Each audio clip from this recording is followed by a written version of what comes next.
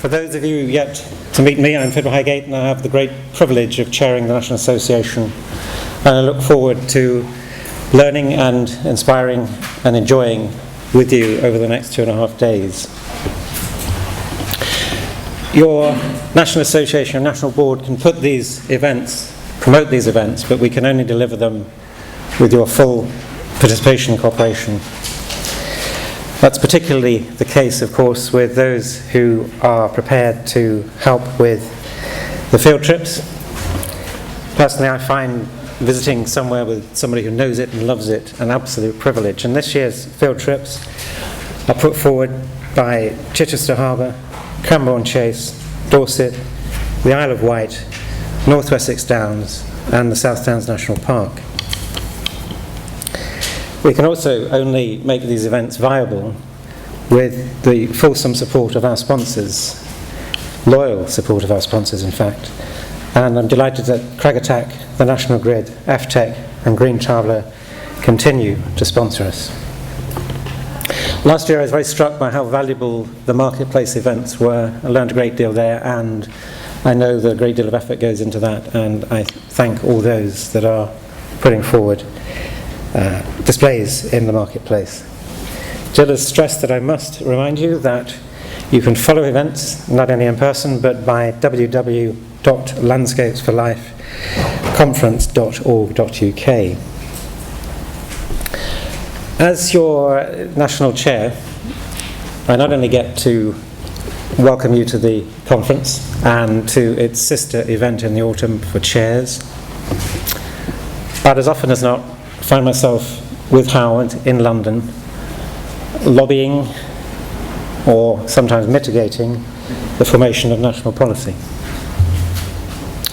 Coming from the far reaches of the southwest as I do, this means often being trapped in London for several hours waiting for a train home.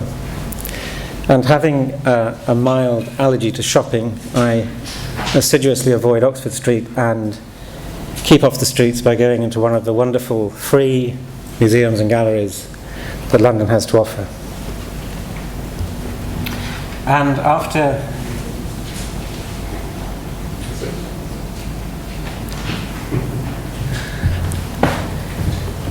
the last bilateral meeting with the Chair and Chief Executive of Natural England, I innocently wandered into the Victoria and Albert Museum. I was actually there because my daughter just told me she was off to Japan to learn Japanese for a year, so I thought I'd go and view the Japanese galleries. But as I walked in, I clocked an advert similar to this, and it had the word landscape in the subtitles, so I was immediately diverted into the exhibition. I had no previous knowledge of that collection or how it came about.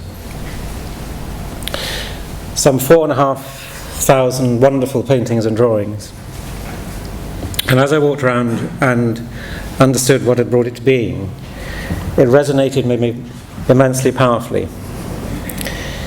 In 1939, having seen footage of the German army rolling across the plains of Poland, burning villages and flattening towns, the then director of the National Gallery, Kenneth Clark, later Lord Clerk of Civilization fame, prevailed upon government, war government, to put aside resources to allow the best artists of the day to record a landscape that many felt was in peril. That resonated with me very powerfully. That in 1939 and 1940 and 1941 and 42 and 43, right up to the liberation of Normandy, the government was sensitive enough to the value of landscape, to its integral part of our character, to what we regard as virtue, that resources were put aside. Resources were put aside at a time that Churchill described as the hemorrhaging of the blood of the young and the treasure of our forebears. There was still sensitivity that landscape had a virtue to deserve resourcing.